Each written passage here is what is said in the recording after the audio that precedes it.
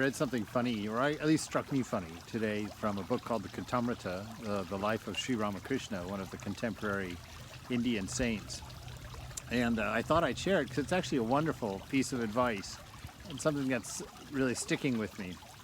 It's in one of the last chapters. It says, and it's M, Mahendranath, who was sitting and talking with Narendra and some of the other newer members of the monastery. Just before Narendra's arrival, M had been studying The Merchant of Venice, Camus, and Blackie's self-culture, which he taught at school. Narendra and the other brothers of the monastery were full of yearning for God realization. A fire of intense renunciation raged in their hearts. Some new monks sitting around who have just joined the monastery and whose teacher has passed away, feeling that strong yearning for knowing the truth. And Narendra, who later becomes Swami Vivekananda, who comes to the United States in 1893 to the Parliament of Religions. He says, "I don't care for anything. You see, I am talking with you right now, but I feel like getting up this minute and running away." So Vivekananda is feeling that renunciation so intense, he wants to get up and leave right now, go to the mountains, go spend the rest of my life in meditation and practice. Narendra sat in silence for a few minutes, and then he said, "I shall fast to death for the realization of God." Lord Buddha entering his mind, as you can see, that commitment. I'm going to sit here until I find the truth. I'm not going to get up from this place. And M, who's sitting there with him, says to him, "That is good. One can do anything for God." So the brother encouraging him. Now here's the part that I love. Here's the part that struck me as quite funny and really extremely helpful in my situation anywhere. Narendra says, "But suppose I can't control my hunger." Big concern. You're about to make a vow not to get up and move until you realize God, and you're like, well, what if I get hungry? Which sounds exactly like me. What if I'm tired? And what does M say? M says, "Well, then eat something and begin again." And I love the practicality of that idea. What if, and we come up with all of these terrible scenarios on why we can't make these great commitments, or why we shouldn't take the first step on what might be a very long journey. But there is M with his ever practical advice. Well, eat and start again. Don't let the possibility of failure be the thing that stops you from starting. So what does he mean? So eat and start again. Does that mean, is that like a mode of being where we should just kind of take all of our vows casually? Take things like, whatever, if I eat, no big deal.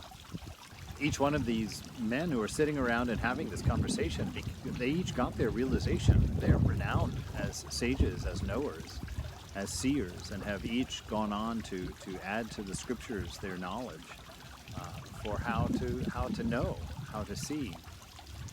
But I love how their practical approach encompasses everything. It really is about keeping your focus.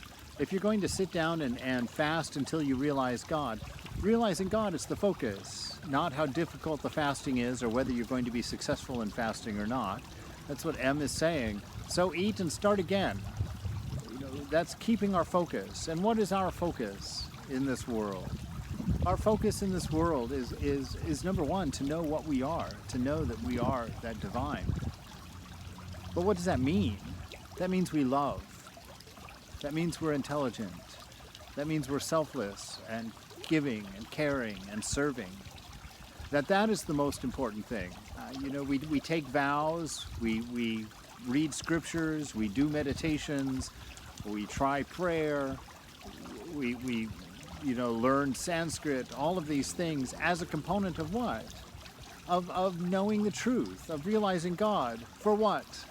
So that we can love perfectly, so that we can attain perfect unselfishness, so that our life will be a benefit to humanity, to everyone, to everything.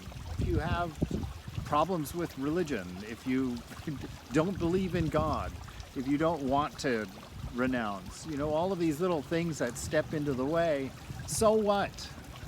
Get up and start again. Get up and start again, and phrase it, work it, talk about it in any way that you want. But remember, the most important thing is to be unselfish, to be perfectly loving in whatever that means to you at this moment. If you make a mistake, so what? Get up and go again. Always with great zeal, always with great humor, always with great love. That's the point. That's the point. Don't make issues of all the supporting nonsense. Are you vegetarian? Are you not vegetarian? Do you know the right God or the wrong God? Are you doing the right practice or no practice? Are you living the right life or the wrong life? It doesn't matter. What matters is that you're trying to open your heart, that you're trying to find and understand love, that you're trying to know the nature of your being, what it is in this world, that you're getting rid of ignorance in all of its forms, in whatever that means to you at this moment, to be doing your best.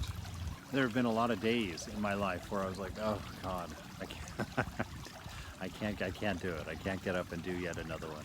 Like, why is it so repetitive? Why is life so repetitive? You get up, you do your practice, you have your breakfast, blah, blah, blah, blah, blah, you go to bed and do it again the next day.